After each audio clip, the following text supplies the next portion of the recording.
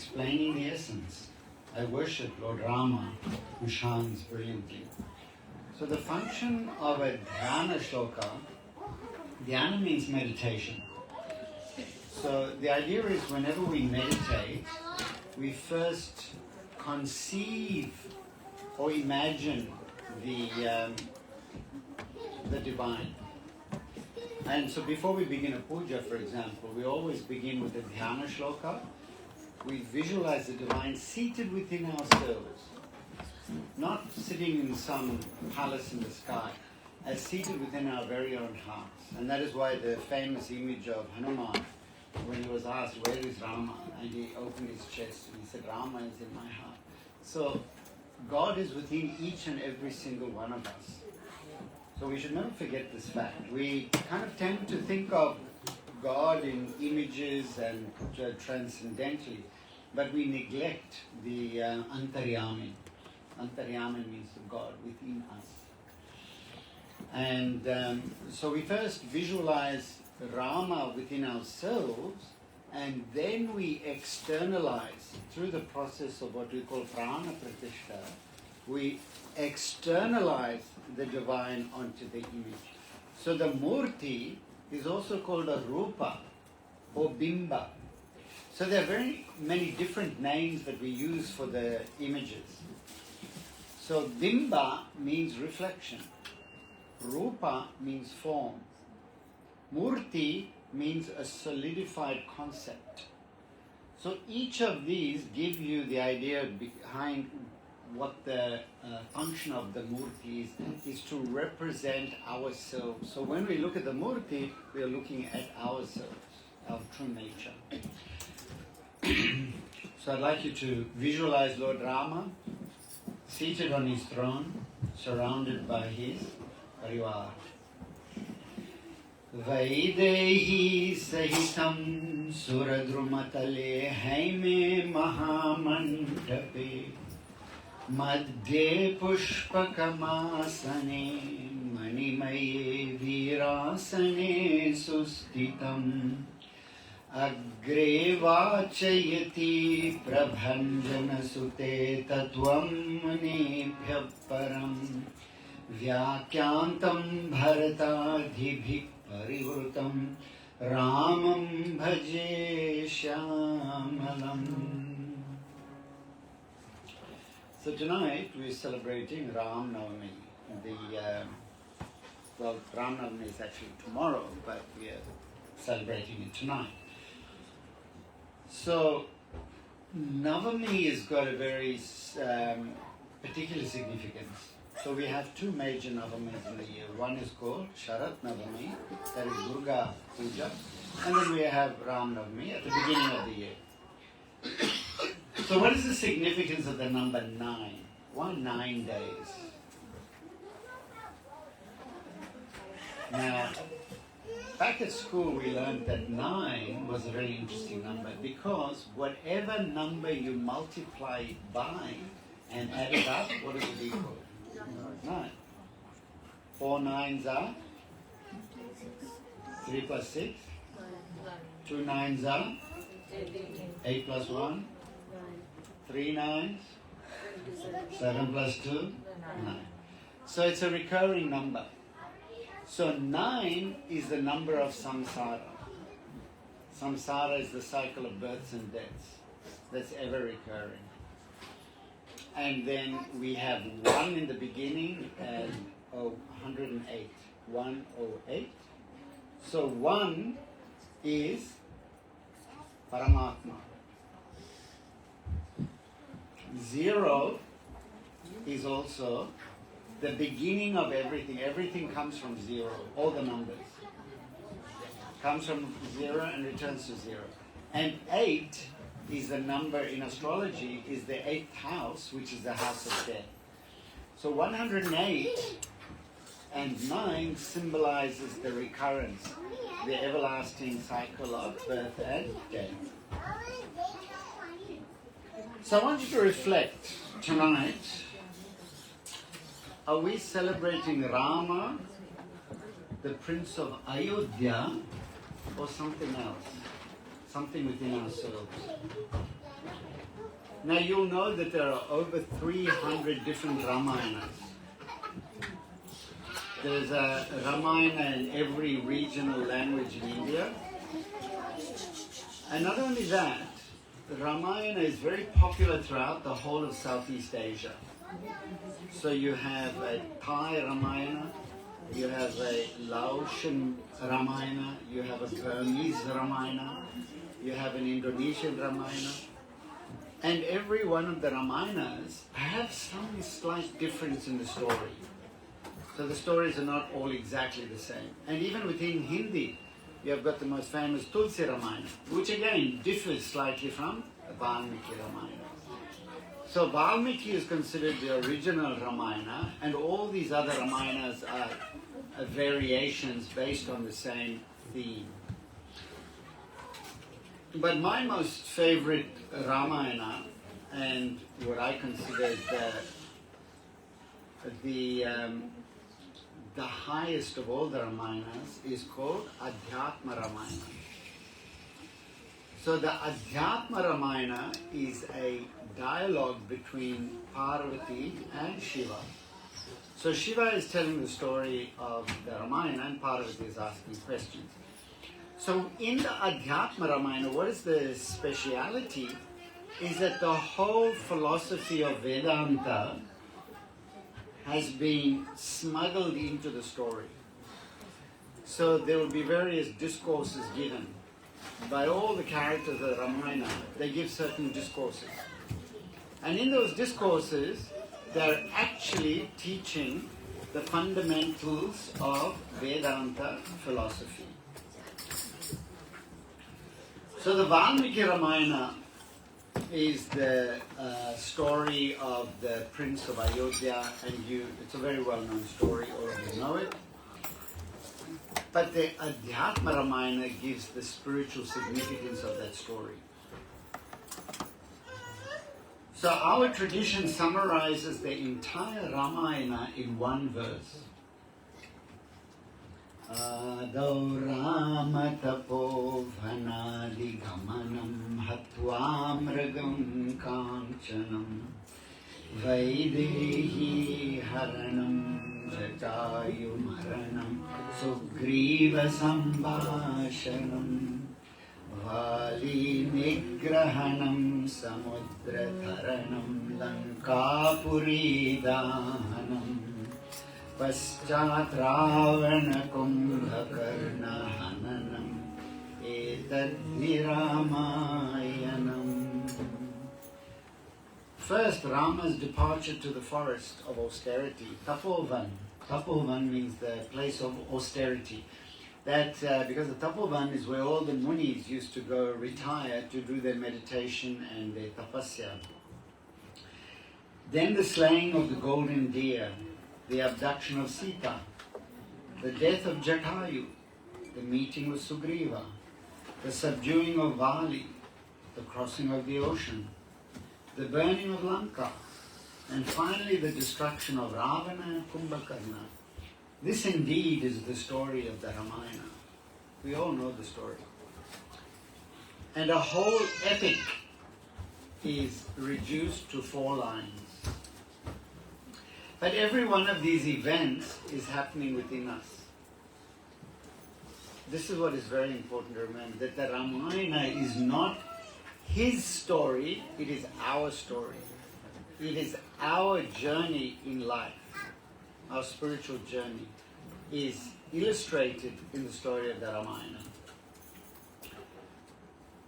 So the exile, the Vanavas, is when we are separated from the truth. The golden deer, when we chase after illusions. The abduction, when peace, our peace of mind is lost.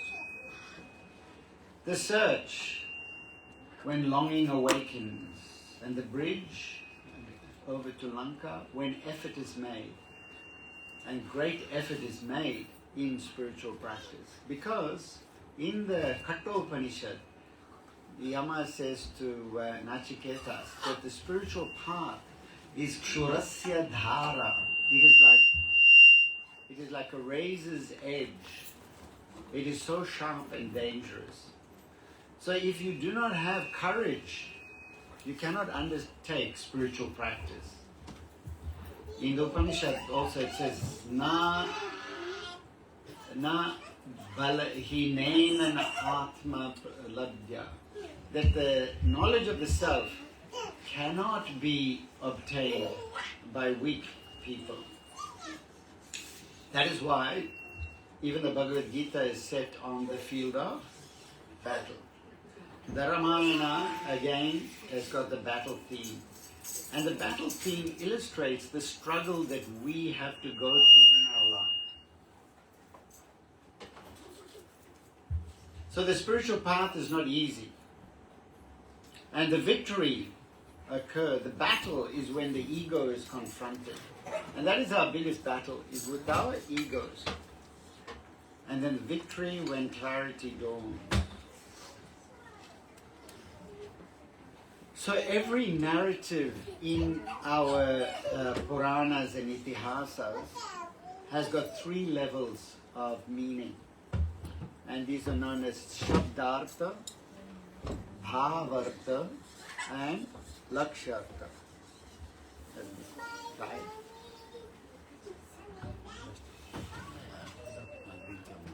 Marja. So there are 3 levels of meaning.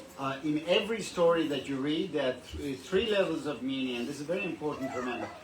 Shabdartha means the literal meaning of the story. And so the literal meaning of the story is that there was a king by the name of Dasharatha. He had 3 wives. He had 4 sons. And you know the story. So that literal story is called Shabdartha. Then we have Bhavartha. Bhav means feeling, emotion. It's the lessons that you learn from the story. So for example, in the Ramayana, each and every one of the characters gives us an ideal to follow. And this is why the difference between Krishna and Rama. Krishna is known as Upadesha Purushottama. Rama is known as Maryada Purushottama. Maryada Purushottama means all the characters in the Ramayana are role models for us to follow. Each and every one of us should strive to be like Rama, honest and truthful, like Lakshmana, devoted, like Hanuman, the embodiment of bhakti, and etc., etc. But Krishna is known as Upadesha Purushottama. We only follow his teaching, we do not do what Krishna did. We don't follow his example. And that is why if we ignore the example of Krishna, we follow the example of Rama, but we follow the teachings of Krishna. That is why Krishna is known as Upadesha Purushottama. Upadesha means teaching. So for example, let us look at some of the characters of the Ramayana for the Lakshartha. So Lakshartha means the transcendental meaning of the characters. So Rama is not a prince, a mere prince. He is pure consciousness. He is the self, the Atman. The 4 brothers represent the 4 feet of Dharma. So Ram is Satyam. So these are the 4 characteristics of Dharma in this Kali Yuga. Lakshmana is Yajna. Bharata is Tapas. And Shatrughna is Dana. So, what is Satyam? Truth. Right? So, Rama embodies truth. And so, truth is the first leg of Dharma. The second is Yajna. Yajna means Yajna. Yajna means sacrifice. What you do Homa, Havan. Havan is Yajna. So, Yajna means to give something up for the sake of something else. So yajna, traditionally we understand it as a fire and you're making offerings into the fire and you're saying swaha, idam namama. So that is a traditional understanding of yajna. But yajna comes from 3 roots. Yajana, yachana, yujana. Yajana means to offer something. Yachana means to receive something. And yujana means to create balance and harmony. And so our lives are based on the principle of yajna, this principle of exchange. So if you're attending this discourse, you have to sacrifice something. So some of your friends will say, oh, let's go to a movie, let's go to Harris Park and go and have some sweets or whatever. So you say, no, I'll give that up and I'll come to this boring discourse here in Panditji's house. And so if you want to, whatever you want to do and achieve in life, you have to make sacrifices. Without sacrifice, success is not possible. So our life is based on this principle of exchange of energies. So when we give something, we get something in return. Now, one of the big problems that I've always encountered is people say, oh, you know, human rights, women's rights, men's rights, gay rights, children's rights. And we talk about rights. But rights are the result of duties. When you perform your duties, then you can claim your rights. If you want to get love from people, what do you have to do? You have to give love. If you want kindness from others, you have to give kindness. So without giving, you are not entitled to receive anything. And one of the goals of dharma is to create balance in the world.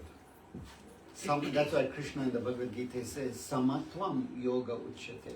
Yoga is balance. So we want to create harmony in the world. How do we create harmony? First of all, harmony within ourselves. And that means eating good food, exercise, looking after ourselves, creating, in medical terminology they call it homeostasis. Homeostasis is when everything in the body is in balance, then you have health. And likewise, when everything is in harmony in society, you have a healthy society. So we want harmony in between members of the household, and then between us and our neighbors we want harmony, and then harmony between Australia and the rest of the world. So then the third brother is Bharata, means tapasya. So coming back to Lakshmana, why is he the embodiment of yajna? He sacrificed his life for the sake of Rama. So he left his wife behind. What was his wife's name? Urmila. So he abandoned Urmila and he went into the forest, and apparently he didn't sleep for 14 years. So he gave up, sacrificed everything to serve Rama. So here's the embodiment. That is the lesson that he is teaching us. Then the third is Bharata. Bharata means tapas. Tapasya means austerity. Why is Bharata the embodiment of austerity? Because he took on because Rama had gone to the forest dressed like an ascetic, he also dressed like an ascetic, and he stayed outside of the palace, and he lived in a little kutir, and he used to keep the shoes of Rama on the throne. And so he lived a very austere life. So he is the embodiment of tapasya. And Shatrughna is dana.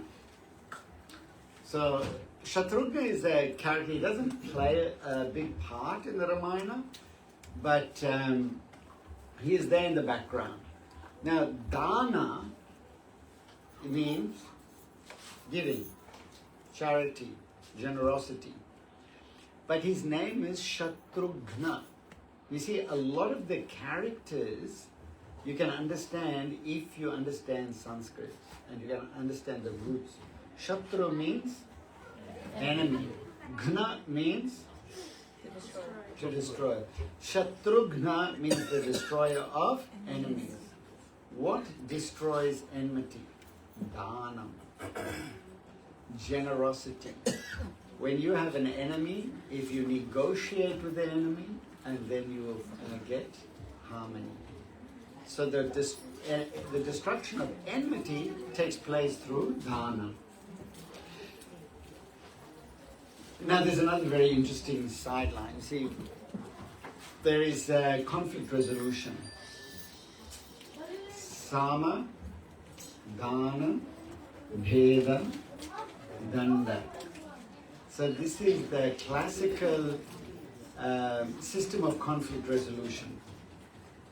So sama means to explain the problem to the party. So if you've got somebody at work and you're having a problem with them, so you explain to them, look, we've got a problem. That is called sama.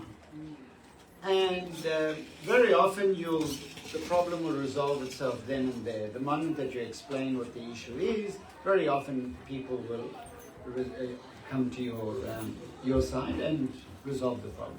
If that doesn't work, then you go on to dana. Dana means to give, but it also means to negotiate. And you're prepared to give something, okay, I'll give this up for that, I'm prepared to make those sacrifices. That's dana.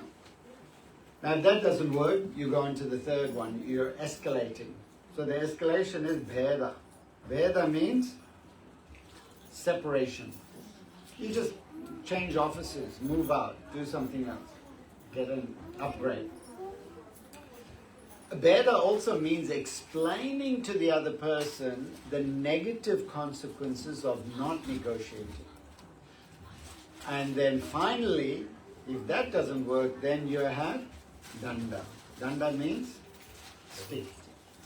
And we see that all of this was practiced in the Ramayana by Ramaduta. Who was Ramaduta? Hanuman. So Hanuman went and negotiated. But there are a couple of people negotiating. Also, Vishnu went, and they all did sama, dana, bheda, and then finally danda. Vishnu did the bheda best of all. He left. As soon as he saw that there was no compromise, he left. He separated, and then he went over to Rama's side, and then Rama took the danda and achieved his goal. So now those are the four brothers. So now what about Sita? Who does she represent? She represents Shakti, Lakshmi, inner peace. And she also represents Brahma Jnana, knowledge of God. So we'll just hold her personality to one side, and then we'll go on to the three brothers, Ravana, Kumbhakarna, and Vishnu. Who do they represent? Have you heard of the gunas? Sattva, guna, rajas, tamas. So who is rajas? Ravana. Tamas. Kumbhakarna, because he used to sleep all the time, right? So tamas, the three qualities of nature are inertia, which is Kumbhakarna, laziness, sleep, inactivity, and rajas is activity, right? It's the drive. And then we have sattva, which is the balance between them. So sattva is the spiritual quality. But now we should never think of these three qualities, raja, sattva, and tamas, as linear or competing with each other. All of them are part of a whole. We need all three. Everything is comprised of all three. So for example, right now at night is, what quality is night? Tamas. So in a tamasic time period, what should we be doing? Sleeping, resting, inertia. And then when the sun rises in the morning, just at the few minutes before sunrise and after sunrise, we call it as the Brahma Muhurta. And that is the sattvic time. That is the time for doing meditation, for doing study, for doing spiritual activities. And then we move into rajas. Then you're rushing to get ready, rushing to catch the bus, transport, through the traffic, hectic traffic, get to work, and the whole day you're working. You come to midday. Midday is another sattvic period. And usually that's when we take lunch, if we can, have a break, relax, and then back into rajas. Come home in the evening. Sunset is sattva. So that is why you take your time out, enjoy the sunset, have a cup of tea, relax, and then we go into tamas. So all these three states, Raja, Sattva, Tamas, are important. So one is not better than the other. But the key to harmony is that in a tamasic period you should be tamasic, in a rajasic period you should be rajasic. And we have seen that there's a lot of negative health implications for people that do long-term night duty. Because they're exactly the opposite of what is natural. So they're working during night and sleeping during the day, and this eventually has very severe health effects. So Ravana represents the ego, the brilliant, powerful but arrogant and disconnected from the truth. Ravana is the force of rajas, which drags us away from the spiritual path and immerses us in materialism, running after desires, fulfilling our desires, all of that. That is the quality of Ravana. So Ravana is the one that takes away our inner peace. He abducts our knowledge, overpowers our knowledge, and entrenches ignorance. So, in the battle, who was the first of the three brothers to die? Kumbhakarna. So, in our journey to reunite with Sita, we have to first destroy our tamas. We have to get rid of this negative state of mind. And then once we have got rid of the negative state of mind, then we have to engage who? Vibhishana. We have to get Sattva Guna on side. And when you have got Sattva Guna on side, then you can tackle the Rajaguna, the ego. So the Lanka, the city of Lanka represents the illusion, the elusive mind state that we inhabit. And Hanuman represents devotion, service, the awakened life force.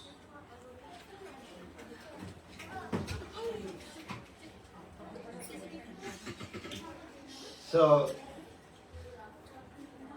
I just want to quote a verse from the Adhyatma Ramayana.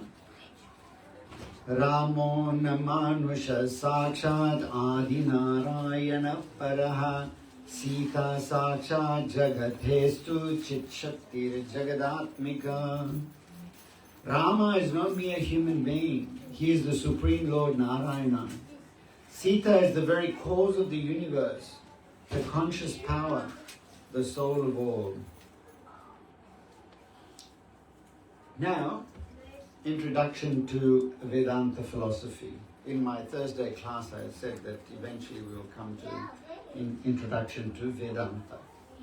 Vedanta means, Veda means the Veda, Anta means end. So Vedanta refers to the philosophy that is taught in the books known as the Upanishads. So the Vedanta philosophy is based on three primary texts. That is the Upanishads. There are 108 Upanishads, but 11 major Upanishads. Then there is the Bhagavad Gita, and then the commentary on the Upanishads known as the Brahma Sutra. So these three textual sources are known as Prasthanatrayi. And they are the sources, the epistemic knowledge sources of Vedanta. So in Vedanta, we start off with analyzing the problem. What is the problem? The problem is something we call dukkha. What does dukkha mean? Suffering, sorrow. What is the opposite of dukkha? Sukha. So all living beings in the universe are striving for two goals: to achieve happiness and to avoid suffering. Everything, every living thing, even the cockroach, when you go to kill it, it doesn't stand there, it runs. because it wants to save its life. It wants to be happy. And it knows that Shu is coming for it. That means it's major dukkha. So every living being, even bacteria in your bloodstream, pathogens, they're also seeking to be happy and reproduce. And that's why when you use antibiotics, they work against that. They don't accept it. They struggle against that antibiotics and they develop immunity to them. This is because they are trying to have sukha as well and avoid dukkha. So sukha and dukkha is what is common to all living beings. So I just want to spend a few minutes to unpack the concept. So dukkha is comprised of two roots, du and ka. Du means bad, ka means space. So dukkha literally means bad space, negative space. And what do we mean by negative space? Okay, there's three ways to analyze it. First of all, spatial. When you enter into a space, if it's a clean space, it's an open space, uncluttered, beautifully decorated, you'll say, oh, this is a very ordered space. This is a good space. The opposite is also true. If you walk in and you find a space that's cluttered and dirty and dark and dank and mold, you'll say, this is a bad space. Right? Now apply that to your mind. When your mind is free of anxiety, worry, free of trauma, desires, rage, anger, all these sort of things. When your mind is free from all of that, that is a sukhi man. But when your mind is full of all this dark stuff, that is a dukhi man.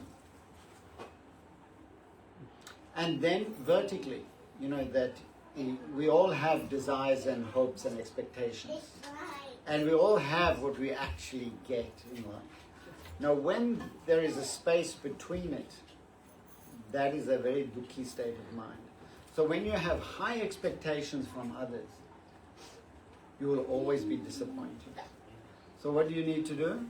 You have to lower your expectations. And the lower your expectations go, the happier you become.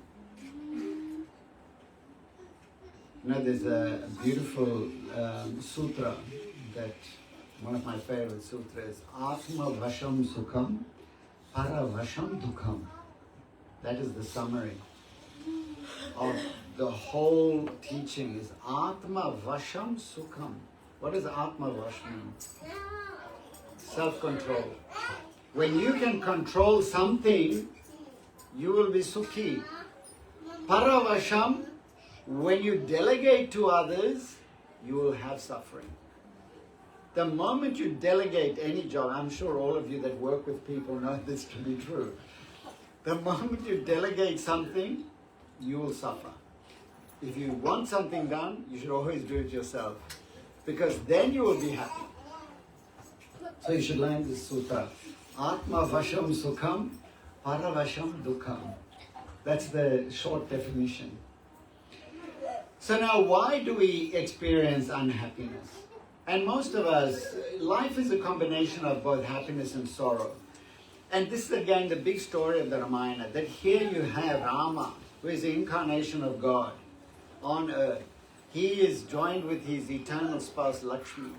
He is born in the palace. Yet still he had to go to the forest for 14 years and all the suffering. So that whole story illustrates our lives. We have so much potential, but yet all of us, every single one of us, has anxiety. The most popular drug today is Prozac, because everybody is suffering from anxiety and depression. I just heard on the radio yesterday, I was astonished. They said half of 3-year-olds to 5-year-olds are suffering from mental health issues. What? Children, little children are suffering from mental health issues?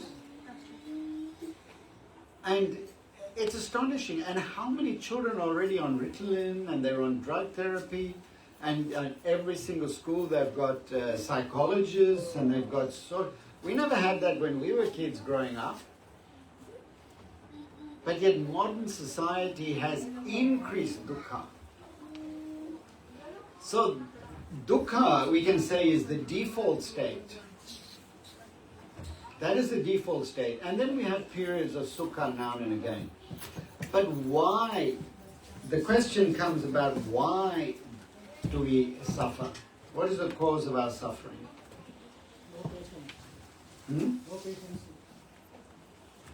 Attachment. We are attached to certain things. We are attached to our bodies, ourselves. We are attached to who we are. We are attached to our... it's identity crisis, you can say. We all have an identity problem. And we think, because very often when I'm doing philosophy classes, I'll start off with, okay, each of the students should stand up and introduce themselves. So the first student to stand up will be Bharat. And I'll say, who are you? He'll say, I am Bharat. And I'll say, no, that is just your name. That is not who you are. So your identity, your primary identity is through my name, your name. You become attached to that name. And then the example goes on. You say, ask the next one, who are you? They say, well, I am a woman, I'm a mother. Yeah, that's your gender, that's your role, that's not who you are. And then you say, after about the sixth thing, people identify, oh, I'm Fiji, I'm Indian, I'm Hindu, I'm male, I'm female, I'm Australian, I live in western suburbs, eastern suburbs. You identify through your interests, cricket, Indians. I don't know about Fiji. Is cricket popular in Fiji? Indians are obsessed with cricket. That is a religion in India, predominant religion. So they'll be identified with cricket or football. We have so many different ways in which we identify ourselves. And with each identity that you have, there are two forces that arise. And we call it as raga and dvesha. Raga means attraction. Dvesha means, yes, repulsion. So we are attracted to those things which support our idea of who we are, our delusion. And we are detracted from those things which challenge who we think we are. So this raga dvesha then leads to abhinivesha, which is total immersement in samsara. So this is our condition. You think I am the body, I am the thoughts, I am my story. And from this we get fear, attachment, and suffering. So the Ramayana is not only the diagnosis, it is the prescription. So this whole story of who we are and the suffering, it comes through in the story of all the narratives that come through that. It all comes back to misidentification with who we are. We are not the body. We are the Atman that is dwelling within the body. Tasmatvam tyajad dehadavabhimanam mahamate atmati nirmala shuddho vijnanatma chalo vyayaha. Therefore, abandon the identification with the body. The self, the Atman, is pure, stainless, unchanging and eternal. So remember who you actually are. You are the Atman. You are having a human experience. One of the big differences between the Western view and the Eastern view. When somebody dies in the West, they say, oh, so-and-so has given up the ghost. In Hindu culture, we say so-and-so has given up their body. So the body is given up and we move on to the next rebirth. But in Western culture, the primary identification is with the body. And so the body is the individual. So for us, for example, if somebody dies overseas or we can't find the body, it doesn't matter. We just make a putli out of dharba and we cremate that. We don't go to any great lengths to obtain the body. But in Western culture, in Christianity, Islam, Judaism, they have to get the body. for them, they're obsessed with the body. For us, the body is just, as in the Gita, it says that the body is like a set of clothing. The moment the clothes get old, you don't keep them. You throw them away and get new clothes. So when the body becomes non-functional, then we abandon this body and we move on into the next incarnation. And contrary to some people's views, we don't go back into animal form. It's about evolution of consciousness. So we start off in minor life forms, and we pass through 8,400,000 births until we achieve a human birth. And that process through the animal births is an automatic process. Why? Because animals do not have karma. Karma operates only in the human birth, because karma requires will and intent. And so once we start making a choice between right and wrong, good and evil, that's when we start generating karma. And karma is what impels us to take rebirth. And so what are the three practices that we learn from the Ramayana? Nama Smarana, Nama Japa. So the recitation of the name of God is a bridge. It's a connecting device. You know, mantra. Manana trayati iti mantra. Man means mind. Tra means to protect. So mantra means that which protects you from thinking too much. Because we've got an internal dialogue, right? We're all talking to ourselves all the time. He said, she said, I should have done this, I should have. We've got this internal dialogue going on in our heads. And then we've got music looping in, some film captions looping in there. So that internal dialogue is distracting. So when we recite mantra, then our mind becomes focused, it becomes concentrated. So the function of a mantra is to concentrate your mind, to stop that noise, that white noise that's constantly in the background. And the interesting thing with the Ramayana illustrates the power of the name. So Hanuman took the name of Rama and flew across the ocean. But Rama himself had to build a bridge to get across. So the name is more powerful than the deity. The name of the deity is more powerful than the deity himself. And the next is Seva. Seva again illustrated by Hanuman. Because our function in life, the function of this human birth, is to be of benefit to others. Paropakara shariram idam. Paropakaraya shariram idam. That this body is meant for service of others. So our spiritual life should be service. We should always think of how can we be of service to others. Once I was asked to give a talk to a business, one of these networking organizations. There were businessmen, there were lawyers, there were all kinds of, I felt very I felt like a fraud going there because I don't have really great degrees or anything like that. But one of their members asked me, can you come and give us a yogic perspective of networking? So I said to them, I asked them a question, I said, how many of you came here today thinking about what you could do for others? And how many of you came here thinking, how can I get others to help me? And the majority of them were in the second class. They were there to say, I want to see who I can find can benefit me.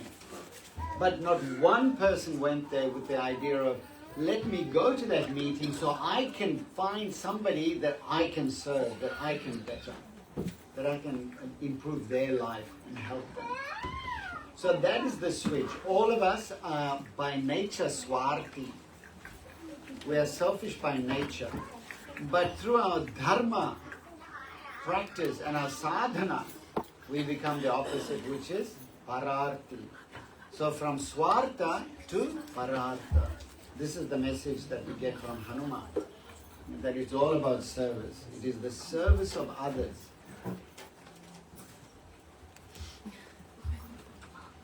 And then the third one was viveka. Viveka means discernment. To differentiate between right and wrong, useful and unuseful. And so the final verse that I want to recite is Ramam eva paratmanam bhakti bhavena sarvada Sitam samarpya ramaya tatpadanucharo bhava. Take refuge in Rama as the Supreme Self. Offer Sita back to him and walk in his service. So tonight let us not only celebrate a birth in Ayodhya long ago, let us pray, may Rama be born in our awareness. May Sita return to our hearts. May Ravana fall within us again and again. Om Shanti, Shanti, Shanti. Sit it. Sit it.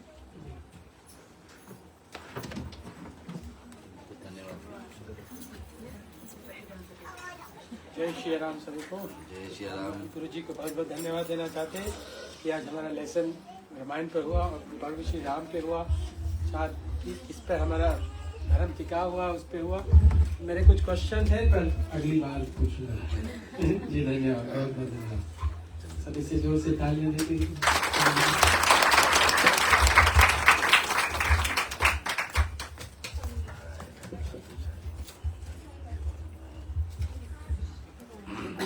ये भी राजेश्वरी से बच्चों का एक लीला है, रामलीला।